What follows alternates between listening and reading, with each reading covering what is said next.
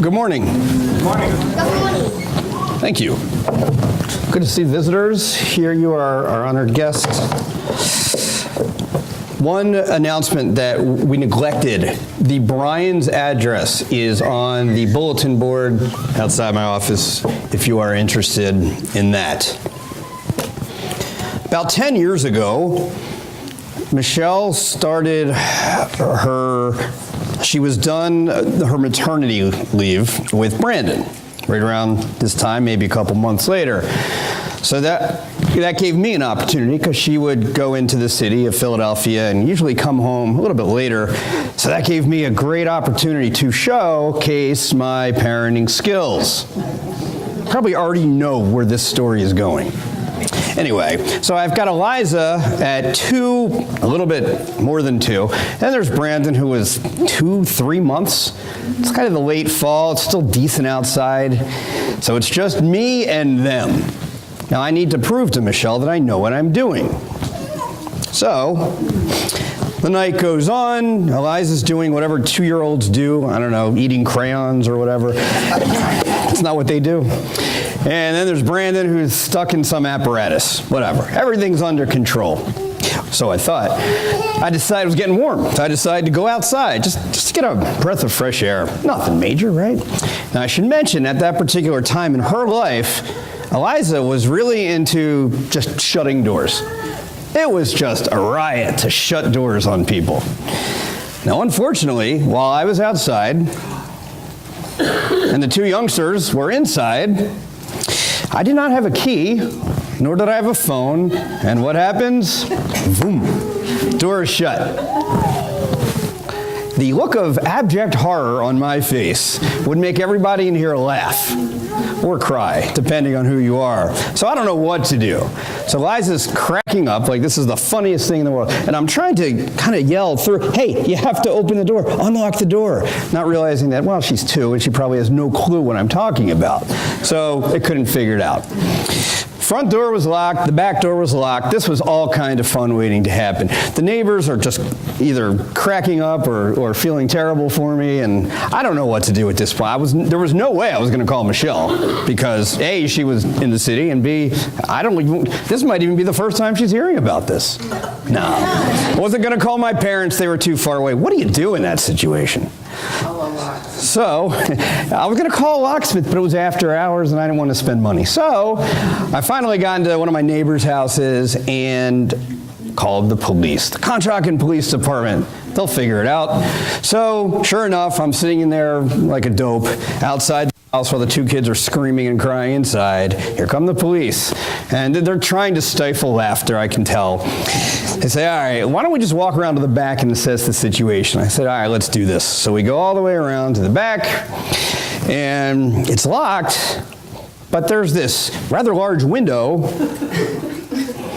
next to the door. So what does the police officer do? He opens the window that had been unlocked the entire time. There are 2 morals from that tale. Number 1, do not hire me to watch your toddler. And 2, assess your situation before acting. And we're going to talk about a man, a cupbearer today, who did just that. We're taking a 1-week siesta from Hebrews. It's a quick break. We'll get back into that next Sunday. I want to talk about Nehemiah, a man who knew what it was like to rebuild something 1 brick at a time. Let's set it up for you. This was at a time where it wasn't too far after the Assyrians had captured the northern kingdom. That was 722 BC. So let's step back. Israel had these kings, even though God said, you really don't want to do that. And they said, no, we want a king. And God said, you really don't want to do that. And this went on. Finally, we all know what happened with Saul, and it was ugly. And then David and Solomon, and down the number line, and it just went from bad to worse. So finally, even though the prophets had warned these people, listen, you're going to be destroyed. I'm going to send people to conquer you. They didn't listen. So in 722 BC, the northern kingdom of Israel was attacked by the Assyrians. So now at 586, about 140 years later, it's now Jerusalem's turn to be conquered. And the first temple, the one that Solomon built with a little help from his friends about 400 years earlier, was torn. It was ruined. So Nebuchadnezzar in 586 leads the destruction. First temple is destroyed, and they are now exiles. Does not sound like a whole lot of fun. However, fast forward to 539 BC, the fall of Babylon. This was great. This was good news for the Jews because a couple years later, King Cyrus issued a decree that said they were allowed to return home and rebuild their temple. Good stuff. About 22 years later, the temple was completed. Now, it did not reach the splendor of the original model, but at least they were home, and at least they had started rebuilding their lives. In 457 BC, Ezra, who was a scribe, he was a teacher, very important teacher. It's a great preview, if you will, of Nehemiah's book. He needed more help. He needed more people to come and help him and others build the walls. Because like I said, this was not a smooth transition necessarily. So finally, you've got Nehemiah entering the picture in 445. Why are we talking about him today? Because know this, structures deteriorate. Walls separate. Lives need to be rebuilt, both figuratively and literally. We separated ourselves from God every time we sin. However, just like the Israelites did thousands of years ago, he still will reveal himself to us in various ways. Now, God acted as a stern father to his children, the chosen ones, not because he was mean or angry, but because he had to fulfill his story. And that's where we are today.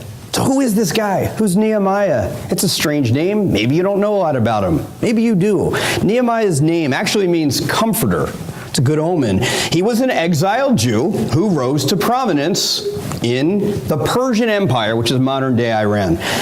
In some ways, kind of similar trajectory ways to Daniel and also Esther.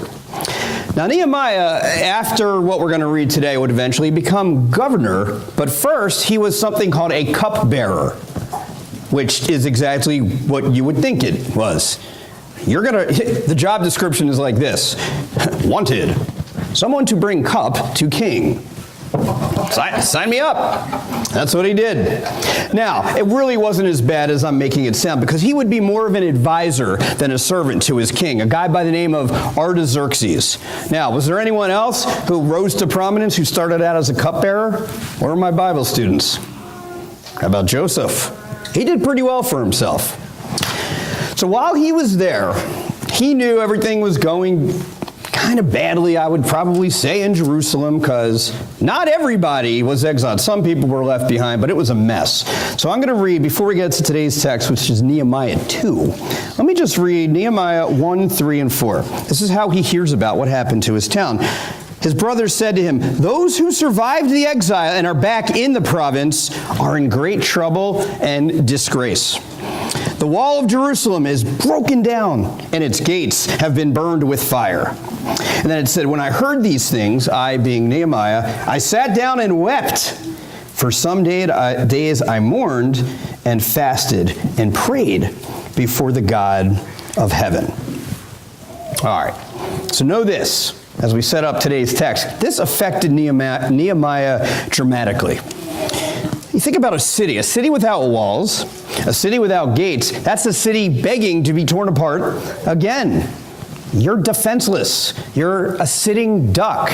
You're essentially wearing a target for your enemies. You are at the mercy of those who want you destroyed. It's not a good place to be, is it? So he tells his king, King Artaxerxes, he approaches the throne and tells him, "Hey, I got to get out of here. Please let me go on this journey and help out my brothers in Jerusalem." Now, a couple things here. Remember what we talked about last week, and I used Esther as an example. What would happen if you approached the king's throne without being invited? Often. Off with their head, that's right. Now, fortunately, King Artaxerxes was, relatively speaking, a godly man and was willing to agree with Nehemiah. So Nehemiah trusted God. That's a great thing. He also trusted godly men. So right before we get to the beginning of today's text, 11 through 15, let me read chapter 2, verse 10 to set it up. When Sanballat the Horonite and Tobiah the Ammonite official heard about this, they were very much disturbed that someone had come to promote the welfare of the Israelites. Oh, how dare they? It's amazing. What they were saying was the people who were not Jewish, the non-Jews, their authority, their power was threatened by the mere presence of Nehemiah and his entourage. So now he is about to inspect Jerusalem's walls. Let's start with these 5 verses. I went to Jerusalem, and after staying there 3 days, I set out during the night with a few others. I had not told anyone what my God had put in my heart to do for Jerusalem. There were no mounts with me, except the one I was riding on.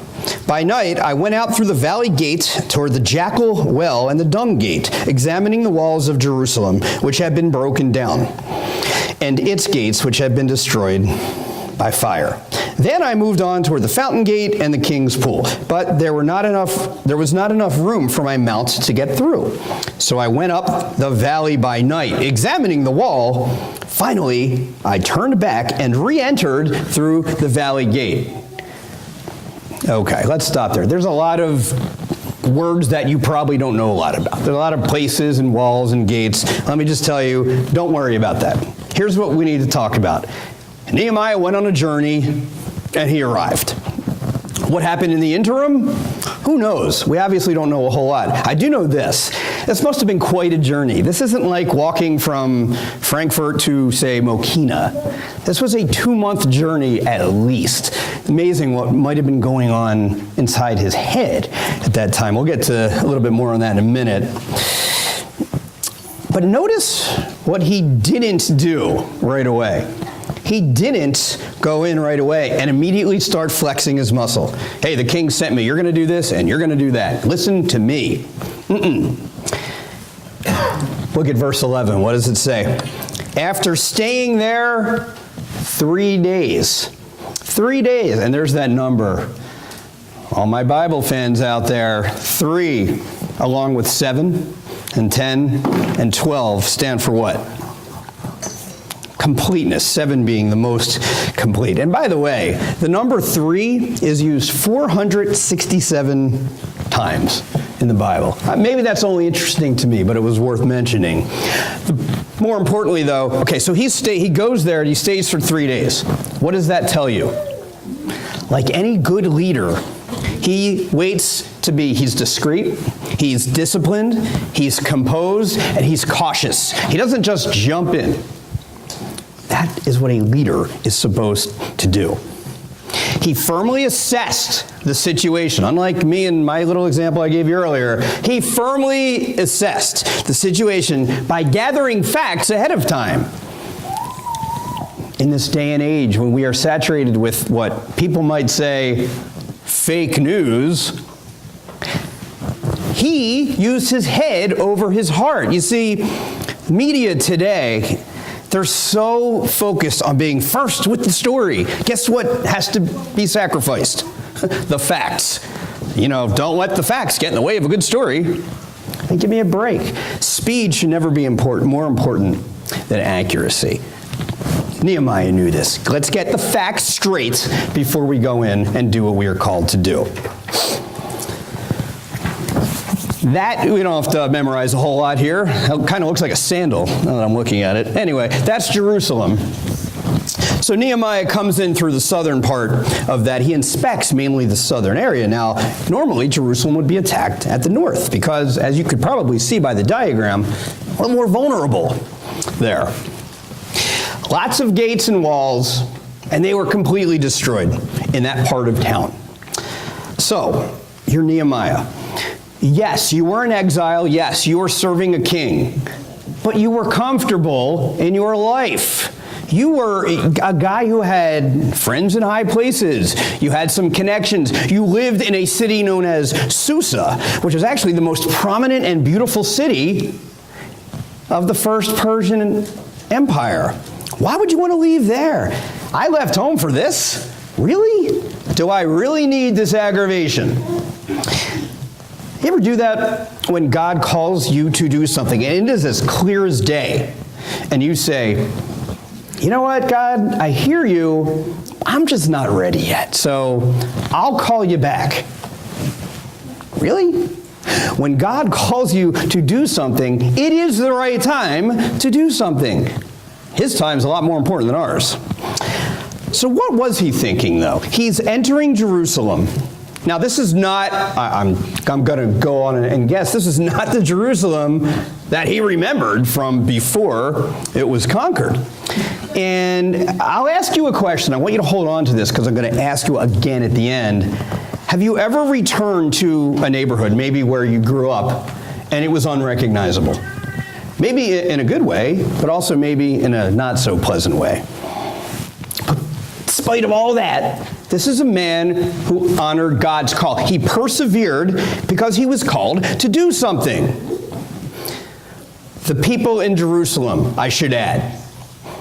Remember, there were still people who were there, and this is a good 45, 50 years after the destruction. Did they just become complacent? It's almost like they were getting used to the situation. It's a mess, but it's our mess. It's almost like the devil you know is better than the one that you don't. They were complacent, and Nehemiah wasn't going to have any of it. He wanted to move forward. He wanted to help rebuild. He wanted to improve the situation. Verses 16 through 18. The officials did not know where I had gone. This is still Nehemiah talking, or what I was doing, because as yet I had said nothing to the Jews, or the priests, or nobles, or officials, or any others who would be doing the work. Then I said to them, you see the trouble we are in. Jerusalem lies in ruins, and its gates have been burned with fire. Come, let us rebuild the wall of Jerusalem, and we will no longer be in disgrace. I also told them about the gracious hand of my God on me, and what the king had said to me. They replied, let us start rebuilding. So they began this good work. I want to stop there. There's a lot of good stuff there.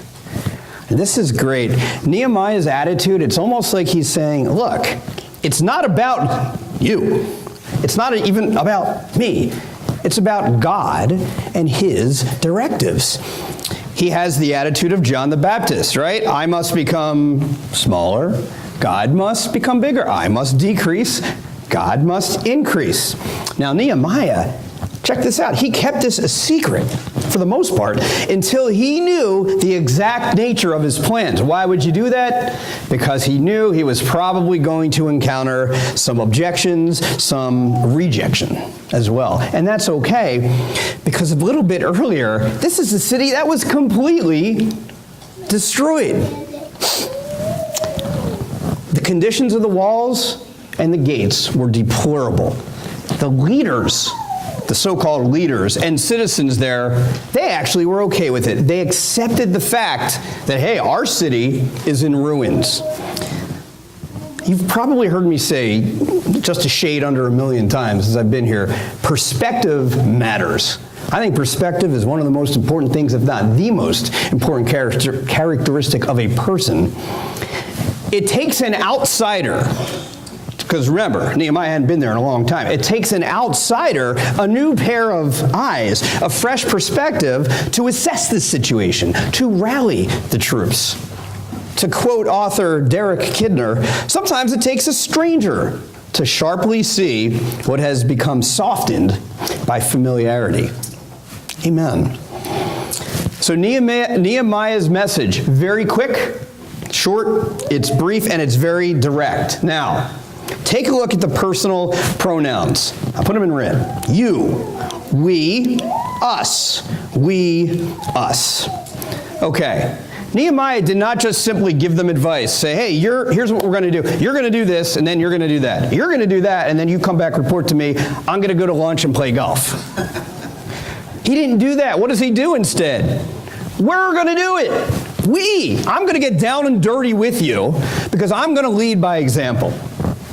Isn't that the kind of leader that you would want to work for? No sugarcoating, though. He said, we will no longer be in disgrace. There's a call to action, always important, and then there is his testimony, even more important. And check out the order in verse 18. The gracious hand of 1, my God on me, and 2, what the king had said to me. That is not an accident, folks. God first, earthly king second. It's not an accident. And look at their response. All right, go get them. Woo, Spartacus, let us rebuild something. Let us start rebuilding. What a great impact. Nehemiah is one of the most underappreciated men in all of the Bible. This is incredible. God sees things often in radically different ways than you and I see them. We see a homeless guy on the street begging for food.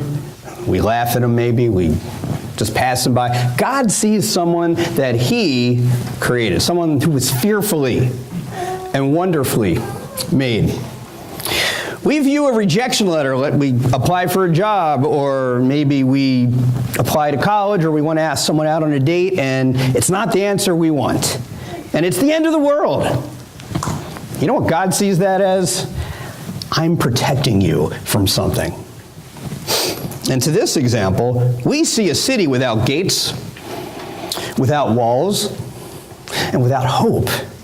Yet, God sees a finished product. And to a certain degree, Nehemiah had this visionary leadership quality. He saw Jerusalem as in the same light as the author of the 48th Psalm. Verse 2, beautiful in its loftiness, the joy of the whole earth, like the heights of Zaphon is Mount Zion, the city of the great king. So everything's great. They're going to go and change the world. And we're all going to live happily ever after. Well, whenever there's a great plan and it's all going sort of kind of well, expect opposition. 1920, but when Sanballat the Horonite, Tobiah the Ammonite official, and Geshem the Arab heard about it, they mocked, ridiculed us. What is this you are doing? They asked, are you rebelling against the king? I answered them by saying, the God of heaven will give us success. We, his servants, will start rebuilding. But as for you, you have no share in Jerusalem or any claim or historic right to it. Well, these guys, they're mocking Nehemiah and his troops. And the only reason they're protected is because they're ignorant. What they don't know is not hurting them right now. Now, your enemies, and you might not have enemies in this kind of context, but I hate to tell you this, but there's going to be at least one person who probably doesn't like you so much or has a problem with something you said, did, or thought. People will discourage you by ridicule, by mocking. They'll question your motives. They'll question your qualifications. And of course, you'll be criticized. And is there anyone in here who has never, and I mean never, been criticized in their life for anything? I hope not. Because if you're not being criticized, you're probably not doing something worthwhile. Ancient Greek philosopher Aristotle puts it this way. He says, criticism is something you can easily avoid by saying nothing, doing nothing, and being nothing. So what's Nehemiah's response? He pulls out his trump card. He doesn't say, well, the king, Artaxerxes, he sent me and I was his cupbearer and I know him better than you, so na. No. What does he do? The mandate I have is from God. My God is bigger than our king. And King Artaxerxes is an important guy. He's an important cog in the wheel, if you will. But the King of Kings takes a back seat to no one. They say our God is greater than yours, but Nehemiah knows that it is he who is on firm ground. One brick at a time. We're all bricks in a way, and here's what I mean. Whenever you see a structure, if you take out one of the bricks, bad things will happen. They're all important. One brick at a time. When you come to a situation this week, something's going to happen. Maybe good, maybe bad. You ask yourself this question. I want you to ask yourself this question. Write it down if you have to. What can I do to make this situation better? It's that simple. What can I do to make this situation better? Think about the myriad of things that you can do to affect someone's day or a situation. And to be honest, many of which are negative. Take the path less traveled and help rebuild something. Be an encourager. Help someone's life. Help someone's relationship. Help a church. Help a congregation. How do you do that? Not all at once. One brick at a time. The hopeless drug addict. The cancer patient. The recent widow. The prodigal child. Brick by brick. When their walls come tumbling down, we help them rebuild their lives one brick at a time. How do we fortify our faith? Well, we're under attack. We're Christians. People don't like us by nature, right? One brick at a time. How can we together work to strengthen this particular congregation? One brick at a time. There are 3 lessons I want to talk about before we get to the conclusion. Number 1, opportunity comes in God's time, not our own. Seems pretty simple. Prepare your mind and heart so you are ready when God's time arrives. Let me give you a quick example. There's a World War II book called At Dawn We Slept by Gordon Prang. He quotes a journalist saying this: "A Japanese attack on Hawaii is regarded as the most unlikely thing in the world, with 1 chance in a million of being successful. Besides saving more powerful defenses than any other post under the American flag, it is protected by distance." That was written September 6th, 1941. Guess when Pearl Harbor was attacked? Exactly 3 months and 1 day after that. That's an example of not learning your lesson, of not assessing the situation well. And that third point, be prepared to take on the problems, the doubt, and the adversity that will come your way, both from the outside and from within. Look, it's likely you will need a Nehemiah in your life to help put the pieces back together or to help encourage you. And I'm willing to bet there are some people in this building right now who are Nehemiahs, who can help encourage one another. I'm also willing to bet that there are people sitting here today that need a Nehemiah in their life to help encourage them, to help rebuild something. It can only be done one brick at a time. We rebuild the walls of who we are, what we value, one brick at a time. Let's restore the community surrounding us. I've asked this question before. If this particular church, if our congregation was to close our doors tomorrow for good, would the neighborhood even notice? Would the community even bat an eye? I can't answer that question, but you can. Think about that as we help restore their faith in us one brick at a time. Look, Nehemiah, he trusted in the promises of God. So did Abraham and Paul and Isaiah. We need to do the same. He was a visionary. He knew that Jerusalem didn't just want to survive, they were going to thrive.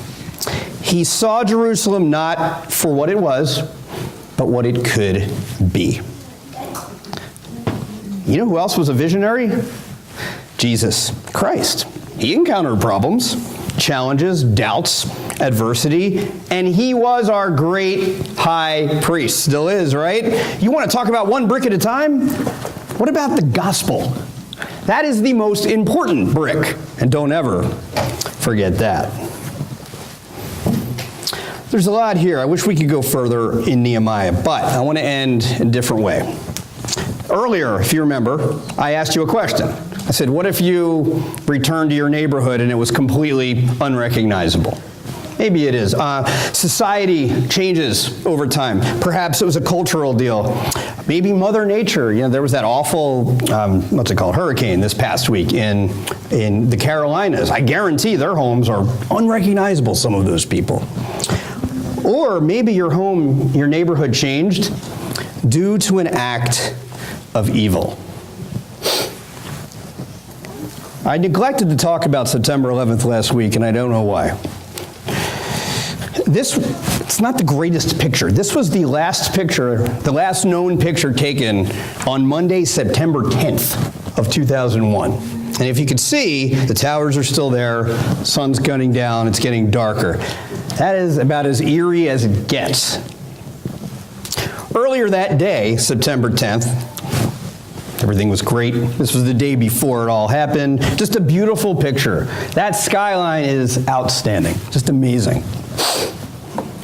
It's amazing, though, also, what can happen in 24 hours. To Nehemiah, Jerusalem was unrecognizable. To many New Yorkers, Lower Manhattan would become unrecognizable. Now, you talk about one brick at a time. It's that last picture, I actually added that just this morning, of this, looks like a firefighter. Can you imagine? You're this guy. I'm going into that building, and it's very possible that I'm not coming out. The first responders, the police, the firefighters, you name it, knowing that it was very likely that they were going to die that day.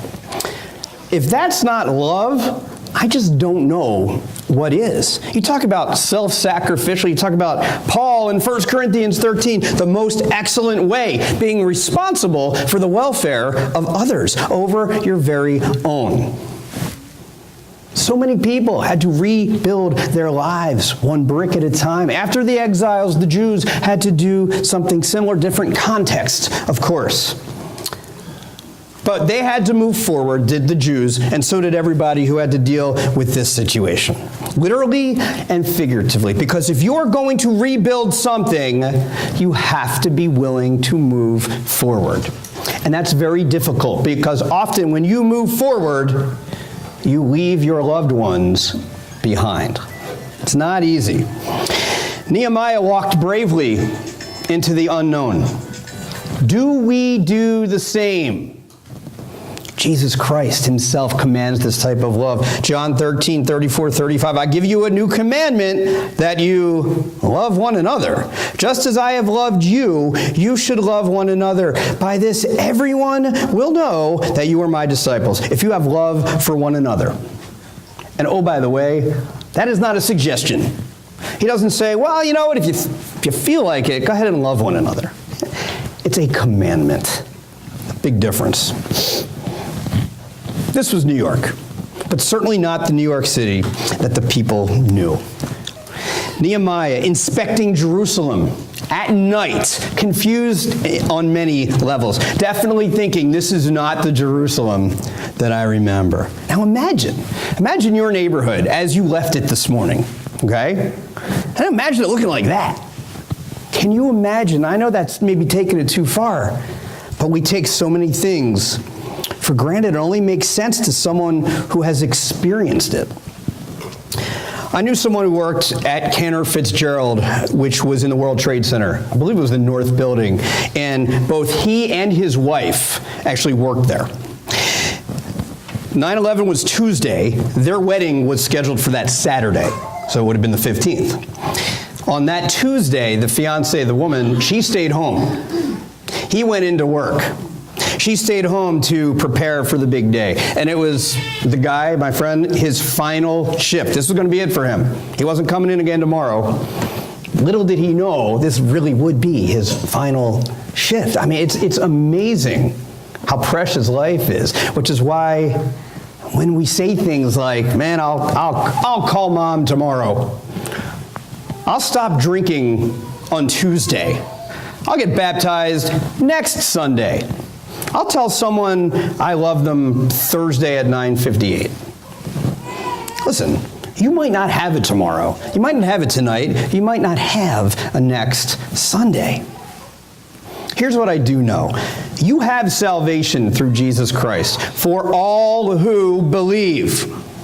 How many times have you asked Jesus to rebuild the walls of your life, to reconstruct your own private Jerusalem, to assess your situation, and to take you by the hand and comfort you during your trials? And I ask if there is anyone here who has built a wall between themselves and Christ, it's time to tear down that wall. We have a God. He's the master builder. He's the master architect, master city planner. He's the master everything.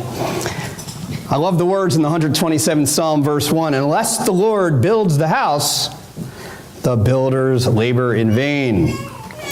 Unless the Lord watches over the city, the guards stand watch in vain. We need the Lord. The Lord is building something in your life right now. And if you don't know him, he is waiting for you. And that invitation is to receive eternal life. If there's anything we can do for you as a church, please contact one of the men or women here immediately following our final prayer. And right now, we're going to stand and sing.